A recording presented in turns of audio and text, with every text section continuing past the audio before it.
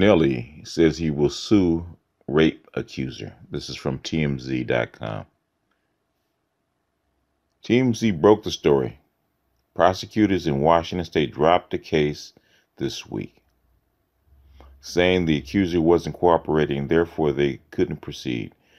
Nelly's attorney, Scott Rosenblum, isn't surprised and tells us that Nelly has suffered a very real damage to his reputation. He has incurred economic loss and painfully watched his family suffer.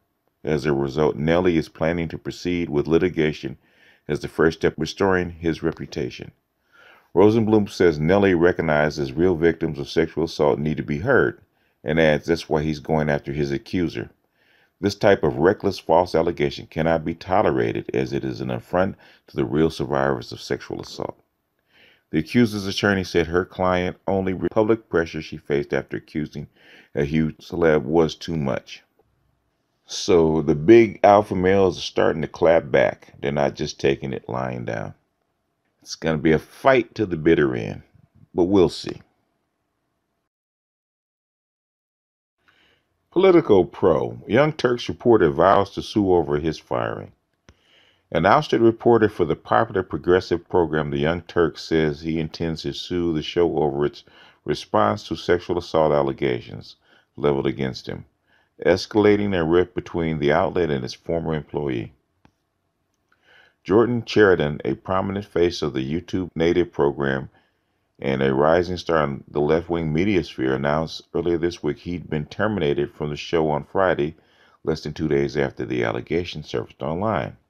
Last week, a former employee at Truth Against the Machine, a news organization founded by Chariton, accused the former TYT reporter of sexual assault allegations.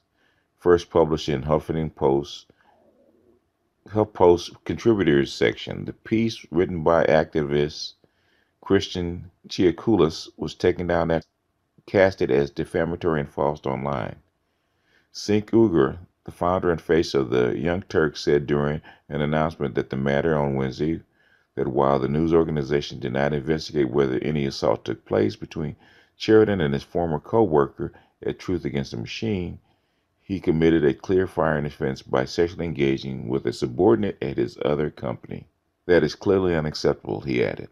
Uger said that they had uncovered that Chariton did not fully disclose the extent of his involvement with Truth Against the Machine, something he cast as deeply troubling. Here's why we did it: to protect the people that work here and to make sure that we have professional employment in place, Uger said of the firing.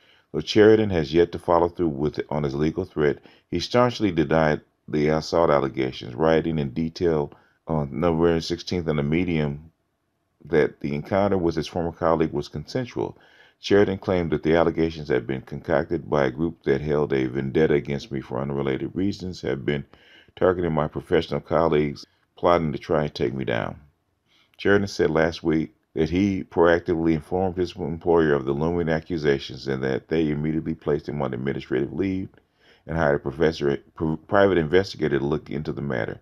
An investigation, a representative for Chariton said Wednesday in an email, never started, much less carried out. Within 2 days, Chariton was out at TYT. In a statement provided by Chariton on Tuesday, a representative for the former TYT correspondent said the reporter believes he has no choice but to pursue legal action against the Young Turks and other media outlets on false sexual misconduct allegations. Being found guilty by tweet is unrecoverable. How do you have a career after that? Chariton wrote. Chariton also said he intends to sue The Intercept, which reported on his termination Monday, citing an internal memo that confirmed the network had parted ways with him. A representative for Chariton said Wednesday that the outlet referred to as the Young Turks investigation, despite not having taken place. Uger pushed back against those claims. Wednesday said Chariton misstated that we didn't do an investigation and that their internal probe turned up other problematic behavior. The episode is the latest in a sweeping wave of reports that detail an accusation of sexual misconduct by powerful men in the media and beyond. On Tuesday, CBS had announced its terminating employment of legendary broadcaster Charlie Rose after 8 women came forward with sexual harassment claims against him during his hosting time hosting the Charlie Rose Show on PBS. CBS reported Tuesday that 3 more Rose accusers have since come forward with claims regarding his time on the network. I do believe that Jordan Chariton, is also suing the Huffington Post. Yeah, here it is. RT. Ex-TYT reporter launches $23.5 million lawsuit over HuffPost sex assault claims. A former reporter for online newscaster, the Young Turks, has filed a multi-million-dollar lawsuit against Huffington Post for publishing an article that accused him of sexual assault and ultimately led to his firing. Jordan Chariton filed a lawsuit with the Supreme Court in New York Wednesday, alleging libel and defamation over a since-deleted post detailing allegations of sexual misconduct against him. Chariton is seeking $20 million in punitive damages from HuffPost for publishing what he called egregious, reckless, and malicious and unwarranted claims. He also wants $3.5 million for damages to his personal and professional reputation, business opportunities, and livelihood. Gone with your bad self. Wow, the Huffington Post removed the article just after Chariton rejected the allegation and refused to issue a retraction and did not remove the post from Google's indexing for news websites, according to Chariton. The lawsuit contends that the article in question was indexed to Google not once but twice,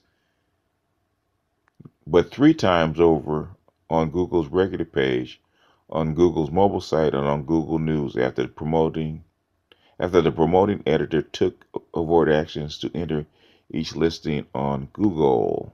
Yep, go after him. Go after him. We have to get dirty in the sandbox. The powerful men, or the alpha males, so to speak, are fighting back. I approve of such activity. Don't take it lying down. The backlash should be swift. But with that, I'm going to jump off of here. This is BGS out, and I'll see you guys on the next one.